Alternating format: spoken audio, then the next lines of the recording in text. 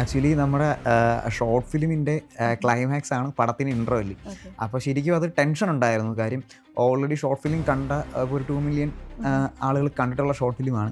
ലോസ്റ്റിൻ്റെ ഭയങ്കര ഫാനാണ് ഞാൻ. ഇപ്പോൾ ഇതിനകത്തൊരു ഇപ്പോൾ സ്റ്റീഫൻ കണ്ണ് തുറക്കുന്ന ഒരു എക്സ്ട്രീം ക്ലോസപ്പ് ഷോട്ട് ഉണ്ട്. അത് ഷോർട്ട് ഫിലിമിലുണ്ട്, ഇതിലുണ്ട്. അത് കറക്റ്റ് അതിൻ്റെ ഇൻസ്പിറേഷനായിട്ട് എടുത്ത സാധനമാണ്. നമ്മുടെ ഇൻഡസ്ട്രിയിൽ മെയിനായിട്ടും ഏറ്റവും ഒഴിച്ചുവിടാൻ പറ്റാത്തൊരു പാർട്ടാണ് ഇൻ്റർവെൽ ബ്ലോക്ക് എന്ന് പറയുന്നത്. കാരണം ഇതുപോലൊരു കോംപ്ലക്സ് ആയിട്ടുള്ള സബ്ജക്റ്റ് ഓഡിയൻസിലേക്ക് കൊടുക്കുമ്പോൾ അതിൻ്റെ ഒരു ഇൻ്റർവെൽ പ്ലേസ് ചെയ്യേണ്ടത് ഭയങ്കര ഒരു ക്രൂഷ്യൽ ആയിട്ടുള്ള ഒരു സ്ഥലം തന്നെയാണ്. സിദ്ധാർത്ഥയുടെ ക്യാരക്ടർ ആക്ച്വലി നമുക്ക് അതിനകത്തൊരു നരേഷൻ പോയിന്റ് ഉണ്ട്. അപ്പോൾ ആ നരേഷനിലാണ് ഇതിൻ്റെ ഒരു പരിപാടി എങ്ങനെയാണ് കമ്മ്യൂണിക്കേറ്റ് ചെയ്യുന്നത്.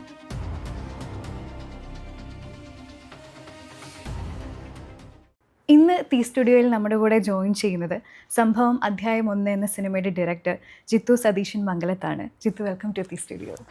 അപ്പോൾ ആദ്യം തന്നെ എനിക്ക് ഈ സിനിമയിൽ എടുത്തു പറയണമെന്ന് തോന്നിയ കാര്യം A very fresh interesting casting. കാരണം അത്രയും എല്ലാ ആക്ടേഴ്സിൻ്റെയും പെർഫോമൻസ് ഭയങ്കര ഗംഭീരമായിരുന്നു. അതിൻ്റെ എല്ലാവരുടെയും കോമ്പിനേഷൻസ് കൊടുത്തിരുന്നത് ഭയങ്കര ഒരു ഫ്രഷ്നെസ് ഉണ്ടായിരുന്നു ആ ഒരു കാസ്റ്റിങ്ങിൽ. And how you pick your actors for the characters? അതിപ്പം താങ്ക് യു. നിലവിലിപ്പം എനിക്ക് തോന്നിയതിപ്പോൾ റജി എന്ന് പറഞ്ഞ ക്യാരക്ടർ വിനീതേട്ടനോട് എത്തിയത്. അപ്പോൾ വിനീതേട്ടൻ നമുക്ക് ആ ഒരു ക്യാരക്ടർ നിലവിൽ ഒരുപാട് പോലീസ് റോളുകൾ ചെയ്തിരിക്കുന്ന ഒരാൾ ചെയ്യേണ്ട എന്നുള്ളൊരു തീരുമാനം ഉണ്ടായിരുന്നു. അപ്പോൾ അങ്ങനെ നോക്കിയ സമയത്താണ് വിനീതേട്ടൻ അതിന് മുമ്പ് നിലവിൽ പോലീസ് ക്യാരക്ടേഴ്സ് അങ്ങനെ ചെയ്തിട്ടില്ല. അപ്പോൾ അങ്ങനെയാണ് ആ കാസ്റ്റിലോട്ട് എത്തുന്നത്. പിന്നെ അസ്കറൊക്കെ ഓൾറെഡി ഫ്രണ്ടാണ്. അപ്പോൾ ആളിലോട്ട് എത്തുന്നതും ആ ക്യാരക്ടറിന് ആൾ ആപ്റ്റാണെന്ന് തോന്നി, അങ്ങനെയാണ് എത്തുന്നത്. അതിലേക്ക് എത്തുന്നത് ബാക്കി കാസ്റ്റിങ്ങും എല്ലാം അതേപോലെ തന്നെ. എനിക്ക് തോന്നുന്നത് സിദ്ധാർത്ഥ് ഭരതൻ്റെ ഒരു ക്യാരക്ടർ ഭയങ്കര ഒരു മിസ്റ്ററി ഹോൾഡ് ചെയ്യുന്ന ഒരു ക്യാരക്ടറായിരുന്നു. അപ്പോൾ ലാസ്റ്റ് വരെ നമുക്ക് ആ ഒരു ക്യാരക്ടറിൻ്റെ ഒരു എന്തായിരിക്കും ആ ഒരു ക്യാരക്ടർ ഹോൾഡ് ചെയ്യുന്ന ഒരു കാര്യം, ആ ഒരു ക്യാരക്ടറിൽ നിന്നാണ് എല്ലാം സ്വിച്ച് ചെയ്ത് പിന്നീട് ആ ഒരു സൊല്യൂഷനിലേക്കൊക്കെ കൊണ്ടുപോകുന്നത്. സോ ഓരോ ക്യാരക്ടേഴ്സിനോടും ആക്ടേഴ്സിനോടും തൻ്റെ ഈ ഒരു വിഷൻ കൺവേ ചെയ്തത് എങ്ങനെയായിരുന്നു? അത് ആക്ച്വലി ഷോർട്ട് ഫിലിം നമ്മൾ ചെയ്തിരുന്നു. സംഭവം എന്ന് വരുന്ന ഷോർട്ട് ഫിലിം ചെയ്തിട്ടുണ്ടായിരുന്നു. അപ്പോൾ എല്ലാവരുടെയും കഥ പറയുന്നതിന് മുമ്പായിട്ട് ഈ ഷോർട്ട് ഫിലിം ആദ്യം അയച്ചു കൊടുത്തു. അപ്പോൾ അയച്ചു കൊടുക്കുന്ന സമയത്ത് അവർക്ക് ഏകദേശം ഒരു മേക്കിംഗ് സ്റ്റൈലും അതിൻ്റെ ഒരു വേൾഡും പരിപാടിയൊക്കെ അവർക്ക് ഓൾറെഡി കിട്ടി. അപ്പോൾ അതിനുശേഷം കഥ പറച്ചിൽ കുറച്ച് എളുപ്പമായിരുന്നു. പിന്നെ സിദ്ധാർത്ഥേൻ്റെ ക്യാരക്ടറിൽ അതും പറയാൻ പറ്റുന്നതാണ്. അപ്പോൾ അതിനകത്തേക്ക് എല്ലാ ക്യാരക്ടറും അങ്ങനെ തന്നെ സെലക്ട് ചെയ്താണ്. സിദ്ധാർത്ഥേൻ്റെ ക്യാരക്ടർ ആക്ച്വലി നമുക്ക് അതിനകത്തൊരു നരേഷൻ പോയിന്റ് ഉണ്ട്. അപ്പോൾ ആ നരേഷനിലാണ് ഇതിൻ്റെ ഒരു പരിപാടി എങ്ങനെ കമ്മ്യൂണിക്കേറ്റ് ചെയ്യുന്നത്. അപ്പോൾ അത് ഭയങ്കര ഒരു സ്കില്ലാണ്. അപ്പോൾ അത് അത്രയും അടിപൊളിയായിട്ട് നരേറ്റ് ചെയ്യുന്ന ഒരാൾ വേണം എന്നുള്ളൊരു സാധനം ഉണ്ടായിരുന്നു. അങ്ങനെയാണ് നമ്മൾ സിദ്ധാർത്ഥേനോട് എത്തിയത്.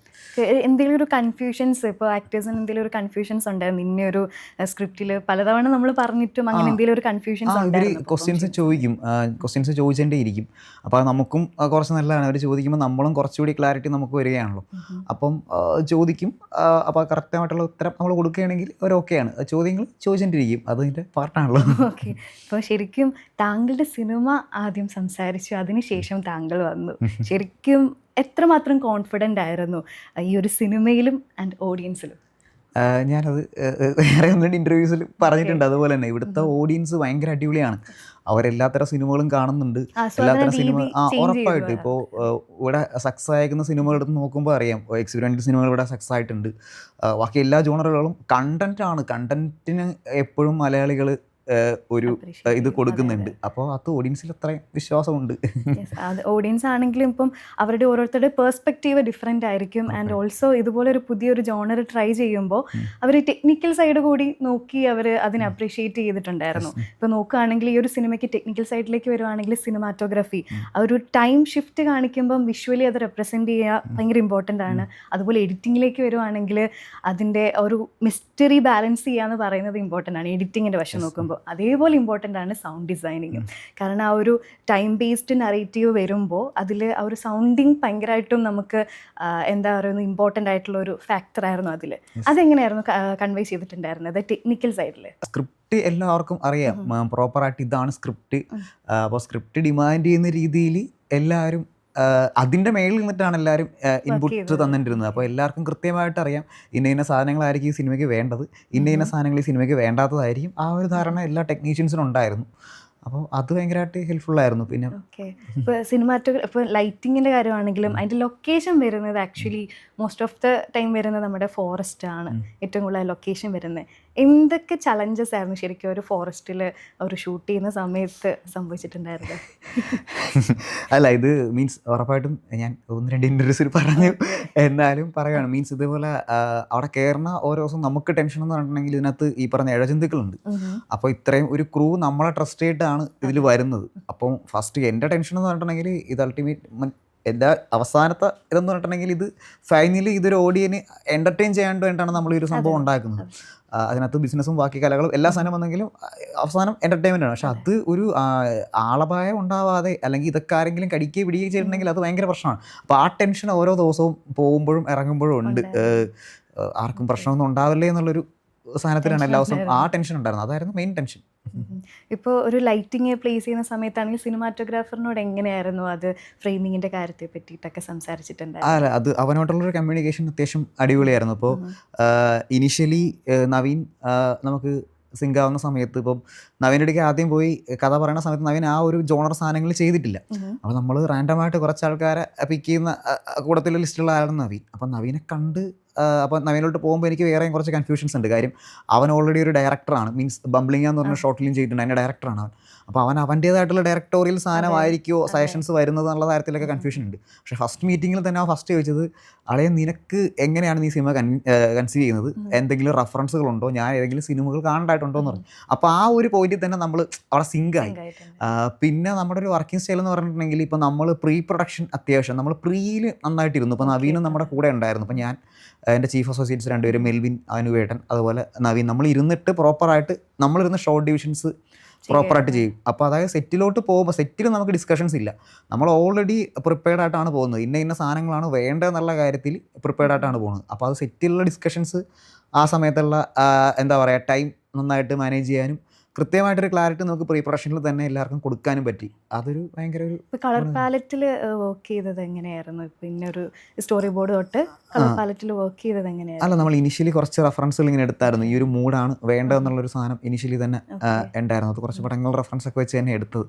അതിൽ വെച്ചിട്ടാണ് പിന്നെ വർക്ക് ചെയ്ത് പോയത്. ഓരോ പീരീഡ് കാണിക്കുമ്പോൾ അതിൽ ഇപ്പോൾ ആർട്ട് വർക്ക് ഭയങ്കരമായിട്ട് ഇമ്പോർട്ടൻ്റ് ആയിട്ടുള്ള കാര്യം ഇതിലും. അപ്പോൾ അത് ഇപ്പോൾ ഓരോ സമയത്ത് പോലെ ഒരു കണ്ടിന്യൂറ്റി മാറാൻ പാടില്ല.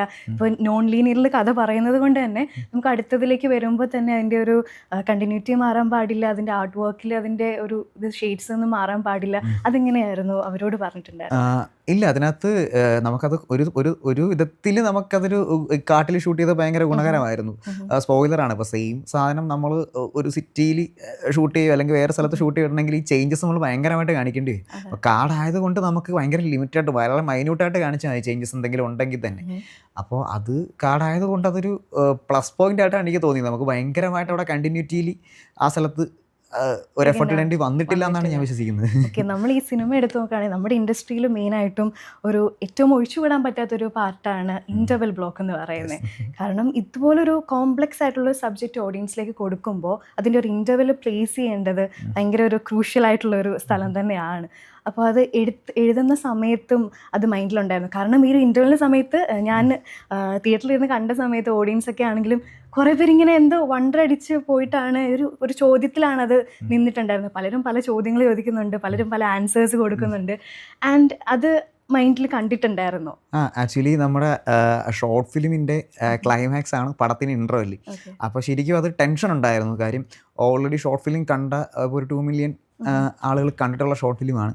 അപ്പോൾ അത് കണ്ടിട്ട് സെയിം സാധനം സിനിമയിൽ വന്ന സമയത്ത് അതൊരു ക്രൂഷ്യൽ പോയിന്റിൽ വന്ന സമയത്ത് അത് ഓൾറെഡി പ്രെഡിക്റ്റ് അറിയാവുന്ന സാധനമാണല്ലോ. അപ്പോൾ അത് വരുമ്പോൾ അത്ര ഇമ്പാക്റ്റ് കിട്ടാതെ പോകുമോ എന്നുള്ളൊരു പേടി നമുക്കുണ്ടായിരുന്നു.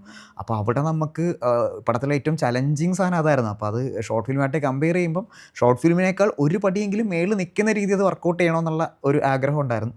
അപ്പോൾ അതിൻ്റെ പുറത്ത് അത് പിന്നെ പിള്ളേരെല്ലാം കട്ടക്ക് നിന്നു. അതായത് പെർഫോമൻസ് വൈസ് ആണെങ്കിലും എഡിറ്റ് ആണെങ്കിലും മ്യൂസിക് ആണെങ്കിലും സിനിമോഗ്രാഫി ആണെങ്കിലും എല്ലാവരും കൂടി അങ്ങ് വെച്ച് സെറ്റ് ചെയ്ത് തന്നു. ഒരു ക്രിയേറ്റീവ് ഇൻപുട്ട് എന്തായിരുന്നു ഇതിൽ? അല്ല, എല്ലാവർക്കും ഇത് കളക്റ്റീവ് വർക്കാണ്. ഉറപ്പായിട്ടും എല്ലാവരുടെയും സൈഡിൽ നിന്നുള്ള ഇൻപുട്സ് ഉണ്ട്. മീൻസ് നമുക്കിത് ഫൈനൽ കോൾ ആണല്ലോ നമ്മൾ എടുക്കുന്നത്. ഇപ്പം ഒരു സെറ്റിൽ മീൻസ് ഒരു പർട്ടിക്കുലർ കാര്യം നമ്മൾ എടുക്കുന്ന സമയത്ത് അവിടെ 10ഓളം അഭിപ്രായങ്ങളുണ്ടാവും, അല്ല 100ഓളം അഭിപ്രായങ്ങളുണ്ടാകും. അത് ചിലപ്പോൾ എല്ലാം അവരവരുടെ പോയിന്റ് ഓഫ് വ്യൂ നോക്കുമ്പോൾ ശരിയാണ്. അപ്പോൾ അതിനകത്ത് ഏത് ശരി എടുക്കണം എന്നുള്ളതാണ് നമ്മുടെ ഒരു ഫൈനൽ കോൾ. അതുപോലെ പല സ്ഥലങ്ങളിലും അതേപോലെ കോൺട്രിബ്യൂഷൻസ് ഉണ്ടായിട്ടുണ്ട്. ഇപ്പം സ്ക്രിപ്റ്റിലാണെങ്കിലും ഇപ്പോൾ മെൽബിൻ്റെ കോൺട്രിബ്യൂഷൻസ് ഉണ്ട്, ചീഫ് അസോസിയേറ്റ് ആണ്. അതുപോലെ എല്ലാ എഡിറ്ററുടെ ആണെങ്കിലും സിനിമാറ്റോഗ്രാഫറുടെ ആണെങ്കിലും എല്ലാ ആർട്ടിസ്റ്റുകളുടെ അവരുടെ കോൺട്രിബ്യൂഷൻസ് ഉണ്ട്, അവരുടെ സജഷൻസ് പറയും. അതങ്ങനെയാണ്, കളക്റ്റീവായിട്ട് തന്നെയാണ് നമ്മൾ സിനിമ ഉണ്ടായിക്കൊണ്ടിരിക്കുന്നത്. ഇപ്പോൾ അങ്ങനെയാണ്. ഇപ്പോൾ ഷോർട്ട് ഫിലിമിൽ നിന്നും എക്സ്പാൻഡ് ചെയ്ത് സിനിമയിലേക്ക് വരുന്ന സമയത്ത് ഇപ്പോൾ നമ്മൾക്കറിയാം ആ ഒരു തിങ്കിങ്, ഒരു ക്രിയേറ്റീവ് തിങ്കിങ് എന്ന് പറയുന്നത്, കാരണം അതും എക്സ്പാൻഡ് ആവുക ചെയ്യുന്നത്. ഇപ്പോൾ ഷോർട്ട് ഫിലിമിലെ ആ ഒരു ട്വിസ്റ്റ് ഒക്കെ ഉണ്ടായിരിക്കുമല്ലോ, അത് എക്സ്പാൻഡ് ചെയ്തെടുക്കുമ്പോൾ അതിൻ്റെ ഒരു ബാലൻസ് ചെയ്ത് നിർത്തുന്നത് എത്രമാത്രം ഇമ്പോർട്ടൻ്റ് ആയിട്ട് ഫീൽ ചെയ്തിട്ടുണ്ടായിരുന്നു? കാരണം ആൾക്കാരിലേക്ക് ആ ഷോർട്ട് ഫിലിമിലെ തന്നെ ഒരു അംശം ഈ സിനിമയിൽ നിന്നും മനസ്സിലാക്കണമെന്നുണ്ടായിരുന്നല്ലോ. അപ്പോൾ ഒരു ഇത് പിടികിട്ടാതെ പോവരുതെന്ന് ഡിസൈഡ് ചെയ്തിട്ടുണ്ടായിരുന്നു. ഇല്ല, അത് ട്രൈ ചെയ്തു അതിന് വേണ്ടിയിട്ട്. ഇപ്പം സ്പോയിലറാണ്.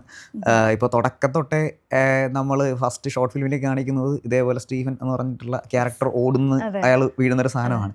അപ്പോൾ അവിടെ നമ്മൾ ഈ പടം തുടങ്ങി പടത്തിലൊരു ഓപ്പണിംഗ് സീക്വൻസ് കഴിഞ്ഞിട്ടും ആ സെയിം ചെയ്ത ആർട്ടിസ്റ്റിനെ ഓടിക്കുന്നുണ്ട്. അപ്പോൾ അവിടെ ഓഡിയൻസ് അത് സ്റ്റീഫൻ ആണ് എന്നുള്ള രീതിയിൽ ചിന്തിച്ച് പോയാൽ നന്നായിരിക്കും എന്നുള്ള രീതിയിൽ ആഗ്രഹിച്ച് അങ്ങനെ ചെറിയ പൊടിക്കൈകൾ ചെയ്യാൻ ട്രൈ ചെയ്തിട്ടുണ്ട്. എത്രത്തോളം വർക്കൗട്ട് ആയിട്ടുണ്ടെന്നുള്ള അറിയില്ല.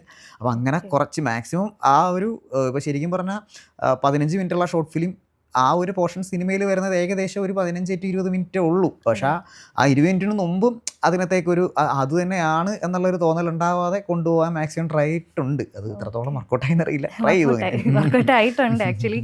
അത് തിയേറ്ററിൽ കണ്ട ഓഡിയൻസിന് അത് മനസ്സിലാകും, നല്ല രീതിയിൽ അത് വർക്കൗട്ട് ആയിട്ടുണ്ട്, സക്സസ് ആയിട്ടുണ്ട്.